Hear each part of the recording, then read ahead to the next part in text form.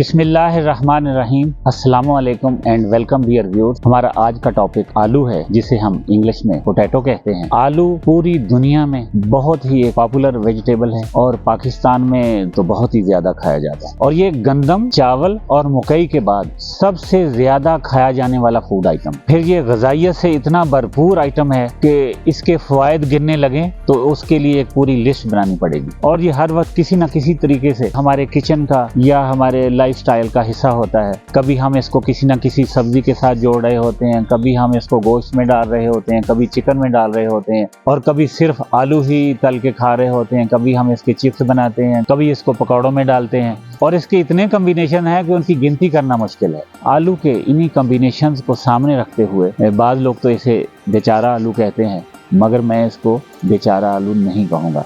मैं तो कहूँगा ये कोई मिस्टर आलू है, क्योंकि ये हमारी ज़िंदगी से निकल ही नहीं सकता, तो फिर ये तो एहतराम के काबिल है। तो आज हम आपको बताएंगे कि आप अपने घर में, अपने किचन गार्डन में, अपने बैकयार्ड में या टेरेस पे या अपने रूफटॉप पे आलू किस तरह से उगा सकते हैं। और फिर अगर आपके पास इस तरह से किचन गार्डन की ज़मीन मौजूद नहीं है तो आप इसको ग्रोइंग बैग्स में या थैलों में या पॉट्स में किस तरह से उगा सकते हैं। फिर इसके लिए किस तरह की आपको सॉइल चाहिए, किस तरह का आपको कॉम्बिनेशन बनाना है, कितनी आपने ऑर्गेनिक खाद डालनी है, किस तरह के कोई और चीज़ें इसमें जो भी सपोर्टिव होती हैं वो कौन सी हो सकती हैं और किस रेशियो से डालनी है। ये तमाम इंफॉर्मेशन देने के लिए आइए हम आपको बाकायदा एक प्रैक्टिकल सेशन में लिए चलते जी। इस वक्त सपोर्ट पे चाचा इरशाद, जो बहुत ही सीनियर माली हैं मीडिया टाउन के, और चौधरी गार्डन के भी यही माली हैं। और अब इनके लिए ये भी एजाज़ है कि ये इंशाल्लाह हमारे रूफ टॉप पे गुलशन फातिमा के भी यही माली हैं। ये कुछ दिन मसरूफ थे बाहर, अभी हमारे साथ वापस आने मिले हैं जी। वेलकम चाचा।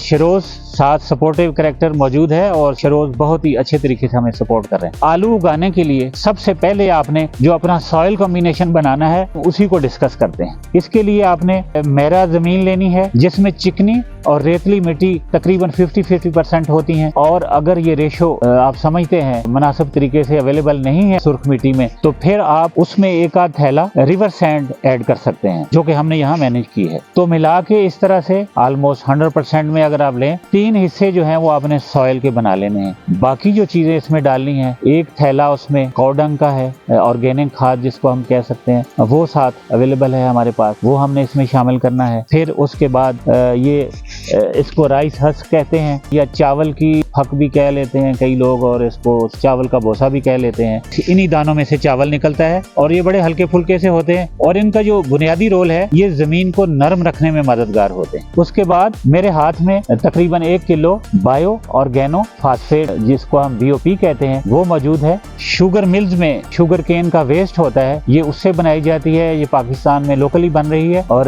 बहुत ही ताकतवर खाद है। ये जमीन को नरम रखने में भी मददगार होती है और इसमें फास्फेट का भी अंसर होता है। ये जितने भी एलिमेंट्स हमारे पास मौजूद हैं, अभी हम इनको मिक्स करेंगे और आलू के लिए बेहतरीन सॉइल जो है वो तैयार हो जाएगी। ये सारी चीजें हम आपके सामने करते हैं। तो आइए इस काम को शुरू करते हैं। थोड़ा इस मिट्टी को फैला लें।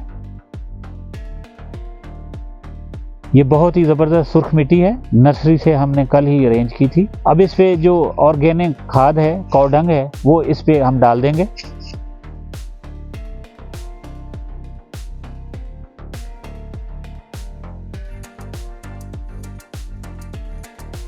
ऑर्गेनिक खाद डालते वक्त अगर उसमें आपको कोई पत्थर, कोई शीशा वगैरह या कोई शापर वगैरह नजर आए तो उसको साथ साथ निकालते जाएं। ये इसको ऊपर से अच्छी तरह से फैला दें। ये जो रिवर सैंड का थैला है ये भी इसमें शामिल कर दें।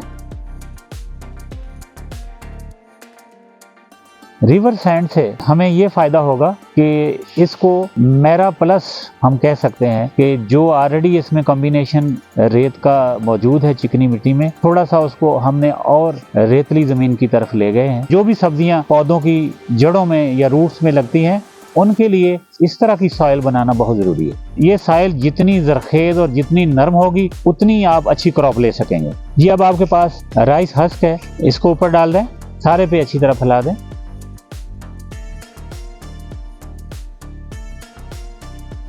और अब बारी है BOP डालने की जी। इसको भी अच्छी तरह से इस मिट्टी के ढेर पे फैला दें।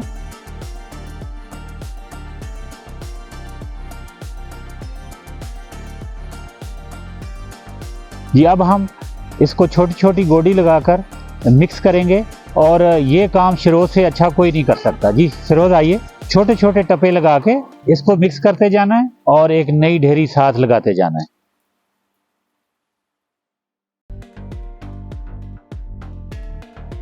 आप देख रहे हैं कि ये जो कॉम्बिनेशन बनाया गया है इसमें कितने कलर्स आ रहे हैं, कितनी ज़बरदस्त भुरभुरी नरम और जरखेज मिट्टी तैयार हो रही है और ये आलू उगाने के लिए बहुत ही ज़बरदस्त सॉइल बन गई है। जो लोग कमर्शियली और बड़े पैमाने पर आलू उगाते हैं उनकी ज़मीनें ऑलरेडी बहुत जरखेज होती हैं, क्योंकि हर फसल के साथ वो इस तरह ऑर्गेनिक खादें और दूसरी जितनी इनपुट्स है वो इसमें डालते रहते हैं, उनकी जरखेजी बहुत ज़्यादा होती है। मगर किचन गार्डन में काम करते हुए आपको ये इंश्योर करना चाहिए कि आप इसमें से कोई भी चीज़ मिस ना करें। हमारे बहुत से दोस्त अक्सर ये कंप्लेंट करते हैं कि उनके पौधे अच्छे नहीं होते, अच्छे तरीके से ग्रो नहीं करते। तो जब भी मैंने कभी किसी को स्पॉट पे जाके देखा है तो उसकी कंप्लेंट को एड्रेस करने की कोशिश की है, तो वहाँ जाके यही पता चलता है कि उनकी सॉइल का ही इशू होता है। शिरोज एक गोडी लगा चुके हैं और अब हम इसको दूसरी गोडी लगाएंगे और ये सारी सॉइल उस तरफ इकट्ठी करेंगे।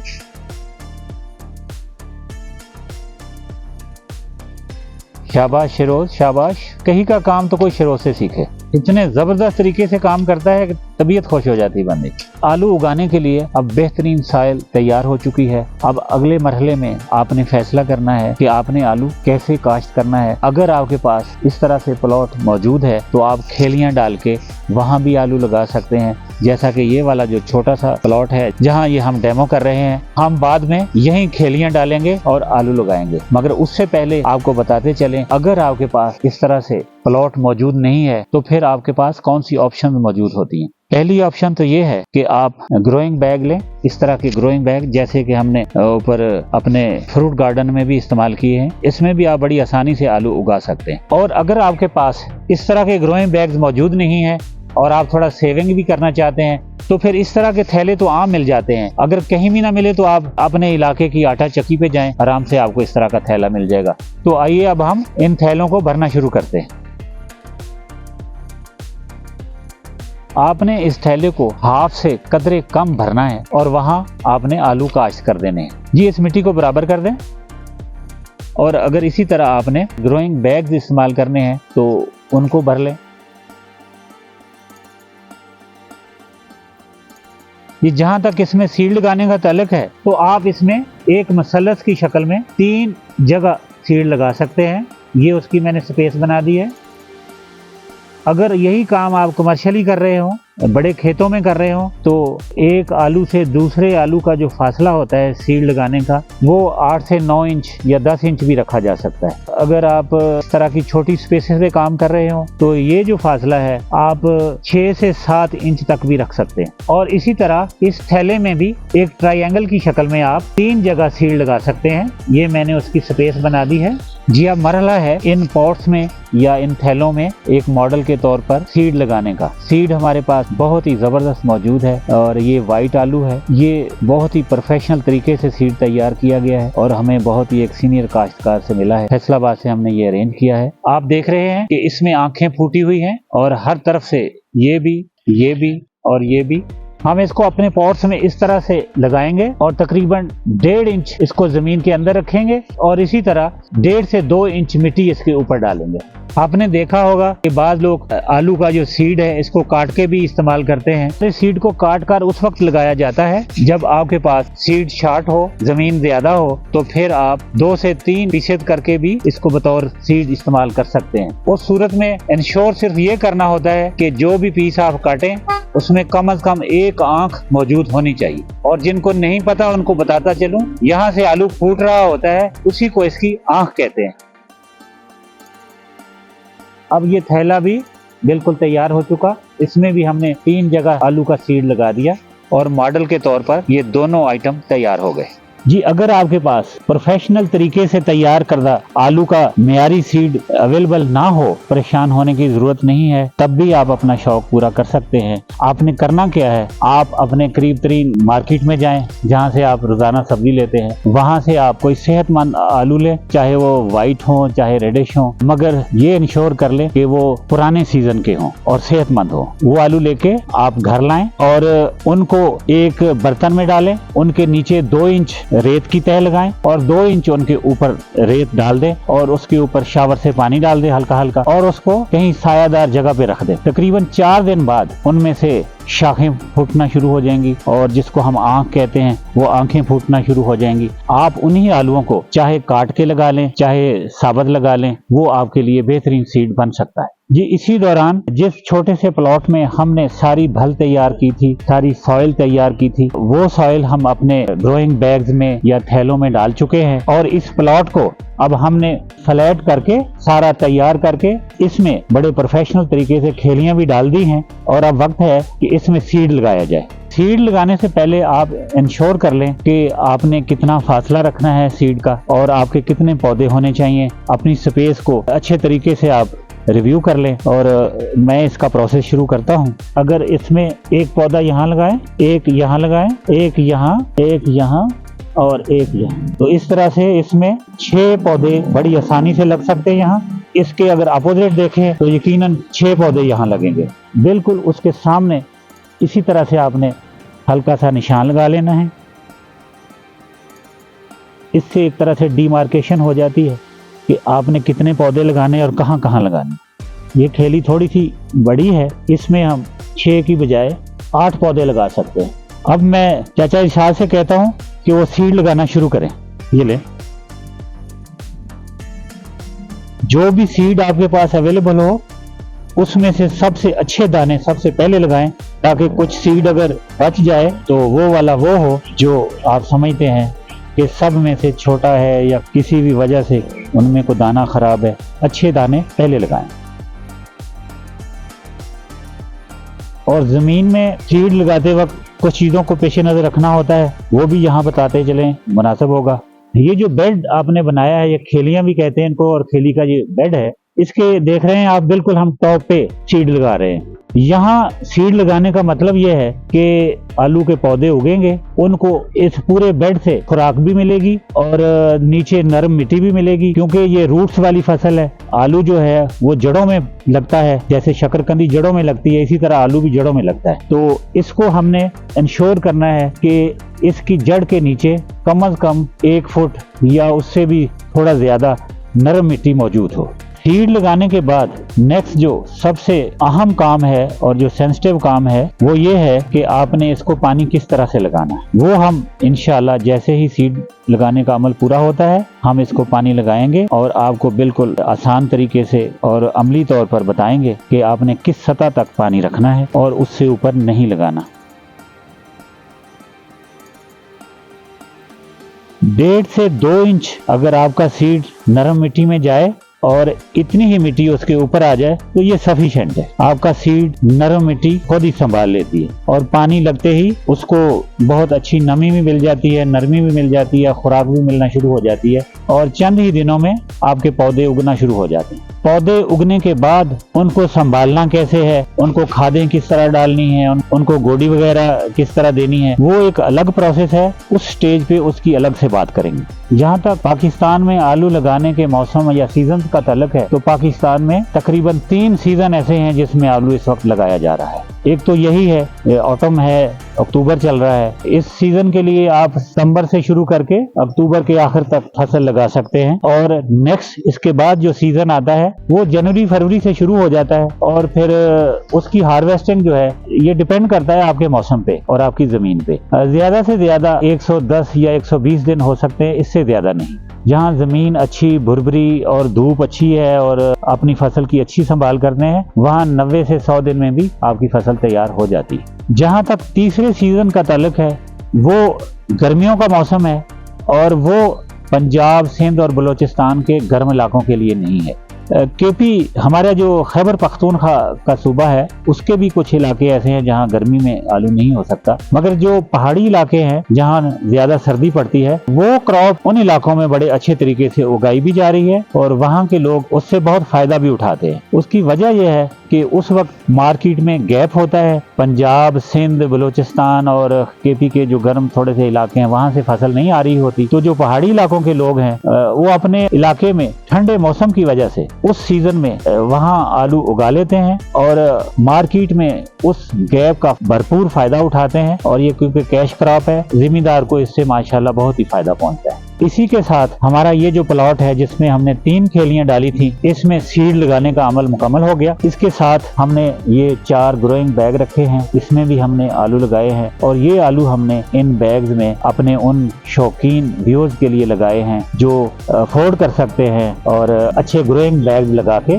उसको मुनासिब जगह पर अपने टेरेस पे, अपनी छत पे या अपने बैकयार्ड में रख के इस तरह से वो आलू उगा सकते हैं। और आलू लगाने के लिए जो तीसरी किस्म का डिमॉन्स्ट्रेशन हमने आपको दिखाना है, कुछ दिखा चुके हैं, वो हमने कुछ थैलों में भल डाली है, सॉइल डाली है, वो हमने अपने घर के फ्रंट में जो हमारे पास स्पेस है वहां रखा है। और अब हम उधर चलते हैं जी। अभी जिन थैलों की मैं बात कर रहा था उनकी प्लेसिंग यहाँ है और इस प्लॉट में 8 थैले हमने इस साइड पे लगाए हैं और इसी तरह 8 थैले इसके बिल्कुल बराबर में इस रो में लगाए हैं। राइट साइड वाले जो थैले हैं इसमें हमने सीड लगा लिया है और इस तरफ के जो थैले हैं उसमें अभी हमने सीड लगाना है। इन थैलों में भी इस तरह से आपने 3 जगह निशान लगा लेना है और उसके बाद सीड लगाना है।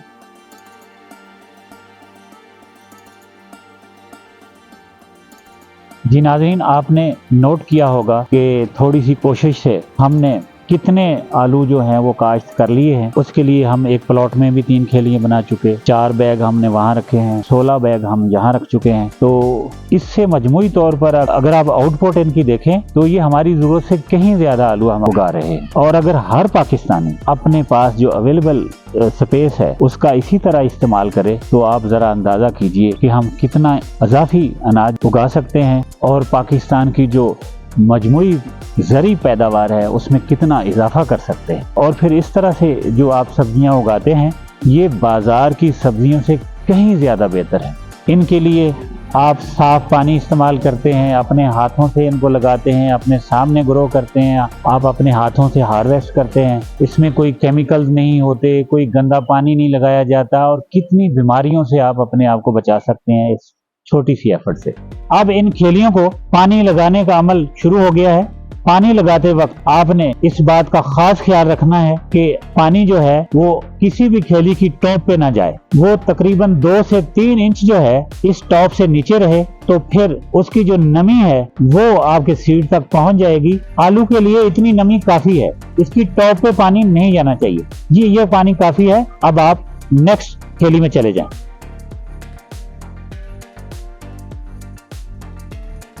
और जब तक इसको पानी लगाया जा रहा है, ये साहिबान के नाम से एक जरी दवाई है और ये टर्माइट वगैरह के लिए बहुत ही मौसर दवाई है। अगर आप पानी लगाते वक्त इस तरह बीच में थोड़ा सा इसकी फ्लडिंग कर दें, आपकी जमीन में अगर कहीं कोई टर्माइट वगैरह है, कोई भी नेगेटिव कीड़े मकोड़े हैं, वो इससे खत्म हो जाएंगे। इन बैग्स में भी अगर आप पानी के साथ थोड़ा थोड़ा छिड़काव कर दें तो इसमें भी जो भी नेगेटिव कीड़ा मकोड़ा है, कोई टर्माइट है, वो खत्म हो जाएगा। इन थैलों में भी इसी तरह पानी के साथ थोड़ी सी इसकी फ्लडिंग कर दें और इनके दाएं बाएं अगर कोई कीड़ा मकोड़ा है वहां भी आप इसकी स्प्रे कर सकते हैं। छिरोल, आप जरा इस प्रोसेस को मुकम्मल कर दें।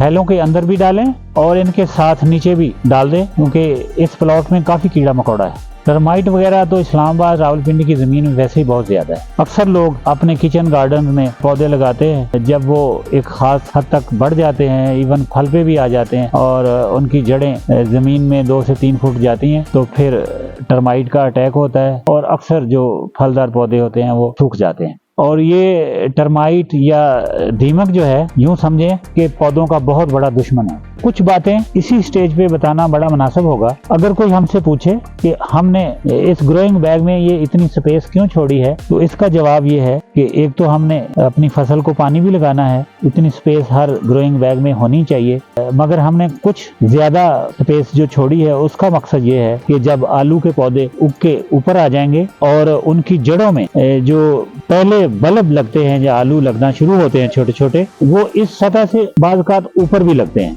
उसके लिए जरूरी है कि आप साइडों से या इसी तरह की फ्रेश मिट्टी थोड़ी सी एडिशनल बना के उसके साथ इस तरह से मिट्टी लगाते उसको ऊपर तक ले आए। उससे पौधों को थोड़ी सपोर्ट भी मिल जाती है और जो उनके साथ बल्ब बन रहे होते हैं उनको एक कवर भी मिल जाता है। जी, इसी के साथ ये जो हमने आलू काश्त करने का प्रोसेस शुरू किया था वो मुकम्मल होने जा रहा है। और इस वीडियो के इख्तिताम से पहले मुझे शुक्रिया अदा करना है अपने एक बहुत ही प्यारे दोस्त सजाद असगर खान का, जो कि हमारे होम टाउन फैसलाबाद की तहसील जड़ावाला के पठान चक के रहायशी हैं और एक प्रोग्रेसिव फार्मर हैं। वो माशाल्लाह इस सीजन में 60 एकड़ आलू काश्त कर रहे हैं। सलाम है ऐसे लोगों को जो एग्रीकल्चर सेक्टर में जो भी प्रॉब्लम इस वक्त मौजूद हैं उनके बावजूद पाकिस्तान के लिए इतनी एफर्ट्स कर रहे हैं, इतना गल्ला पैदा कर रहे हैं और पाकिस्तान की फूड बास्केट को भरने में अपना भरपूर किरदार अदा कर रहे हैं। उनका बहुत ही शुक्रिया कि उन्होंने हमें भी याद रखा और बहुत ही अच्छी क्वालिटी का आलू का सीड हमें भी उन्होंने इस्लामाबाद भेजा और जो कि अब हम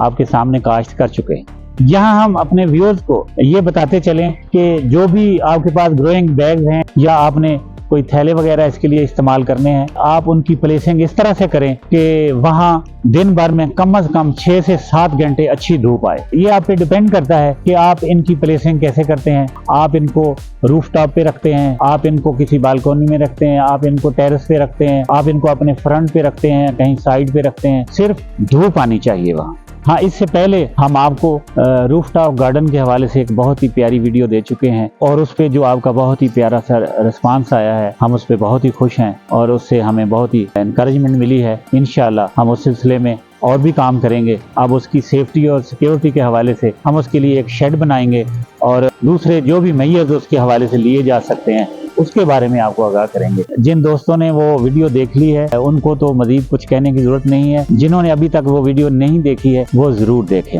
हम अपनी इस फ्रेश वीडियो के जरिए आप तक बहुत ही कीमती नॉलेज पास ऑन कर चुके हैं और उम्मीद रखते हैं कि आप आलू की काश्त के हवाले से इसके तमाम एंगल्स को आप जान चुके हैं और अब आप इस नॉलेज को बहुत ही अच्छे तरीके से इस्तेमाल भी कर सकेंगे। पाकिस्तान की जो मजमूई फूड बास्केट है उसमें अपना हिस्सा डालेंगे, उसमें अपना शेयर डालेंगे। बज़ाहिर आप अपने लिए उगा रहे होंगे, आप खुद ही खा रहे होंगे, आपके बच्चे खाएंगे, आपकी फैमिली खाएगी, आप केमिकल से पाक सब्जियां खाएंगे, आप ऑर्गेनिक सब्जियां खाएंगे, मगर ओवरऑल आप पाकिस्तान की पैदावार में कुछ ना कुछ इजाफा जरूर कर रहे होंगे। और फिर इस तरह के पौधे लगाने से हमारा एनवायरनमेंट बहुत ही इंप्रूव होता है और आप फितरत के बिल्कुल करीब रहते हैं, जो आपकी अपनी सेहत के लिए बहुत ही मुफीद है। इसी के साथ हम आपसे इजाजत चाहेंगे। अल्लाह निगहबान।